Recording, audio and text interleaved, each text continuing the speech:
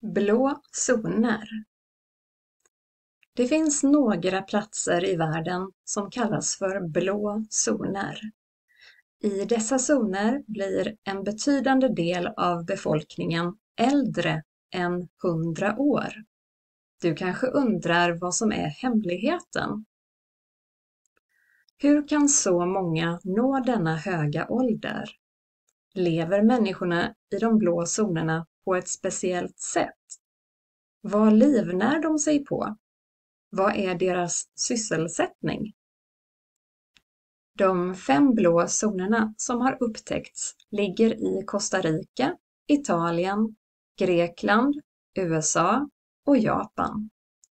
Det finns förmodligen fler blå zoner, men för att få benämningen blå zon måste forskare ha undersökt området och bevisat att människorna på platsen verkligen blir äldre än normalt. I början av 2000-talet undersökte forskarna Gianni Pes och Michel Paulin befolkningen i ett område på Sardinien och upptäckte att många av människorna där blev över 100 år. 2005 identifierade skribenten Dan Böttner 5 zoner i världen där människor blev mycket gamla och myntade begreppet blå zoner. Det finns 4 saker som är speciellt viktiga för att en människa ska bli gammal. Hälsosam mat, vardaglig fysisk aktivitet, samvaro med andra människor och en känsla av mening med livet. De blå zonerna har detta gemensamt. Kost. Alla människor i de blå zonerna äter inte samma råvaror, men de äter mycket vegetarisk mat. Deras kost innehåller också mycket färska grönsaker som de ofta odlar själva. Befolkningen äter inte mycket vitt socker, vitt mjöl eller färdig mat.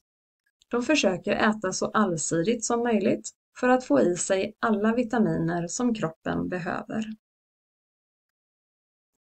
De som bor i de blå zonerna är ganska fattiga och det gör att de precis äter sig mätta. De äter aldrig för mycket under en måltid, vilket är bra för hälsan. I många andra delar av världen äter man ofta mer än kroppen kan göra av med. De äter också långsamt och tuggar maten ordentligt. Maten innehåller ofta mycket fibrer, vilket gör att människorna håller sig mätta längre. Pensionssystemet existerar inte i de blå zonerna, utan de äldre blir äldre, men fortsätter att vara en del av samhället och arbetar i så stor utsträckning de har möjlighet till.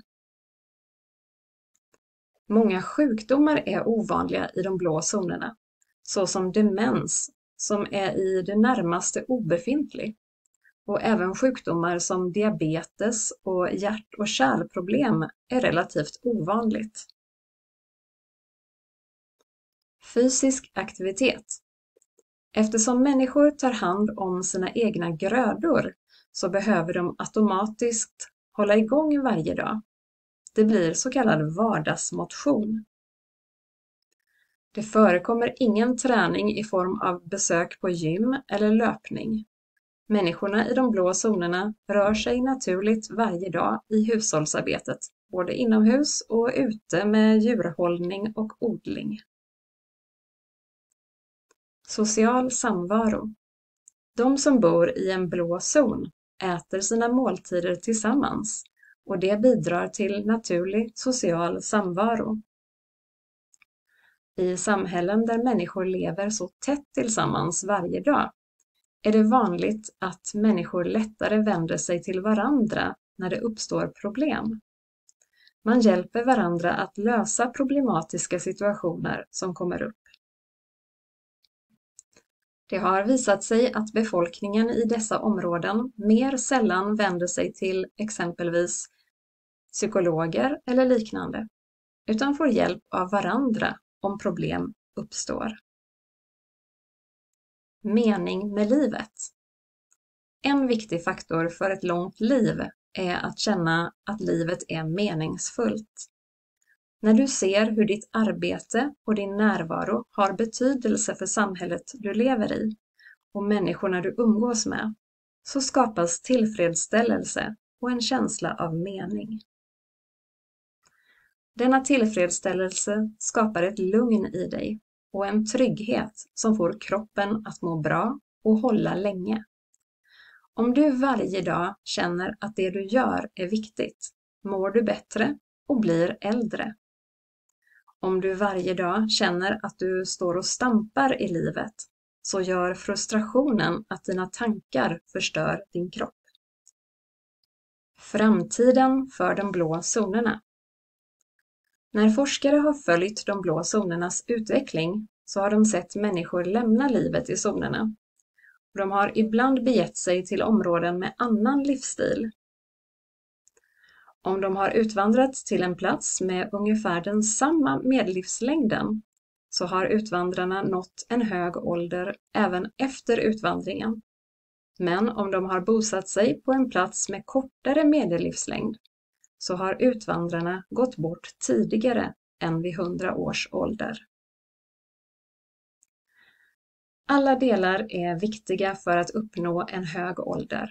Kost, vardagsmotion, socialt samspel och mening med livet.